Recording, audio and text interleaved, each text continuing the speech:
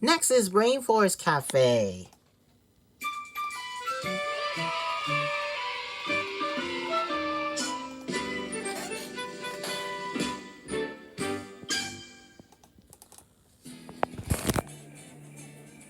You have to cross over Disneyland Drive to reach this part of downtown Disney, but it's well worth the stroll. It sure is, because if you're looking for a wild place to shop and eat, you want to be at the Rainforest Cafe. The Rainforest Cafe is complete with exotic animals and an occasional thunderstorm. And don't miss the show for some bird brain fun. The Uva Bar is a colorful outdoor bar, the perfect setting to relax with appetizers and drinks.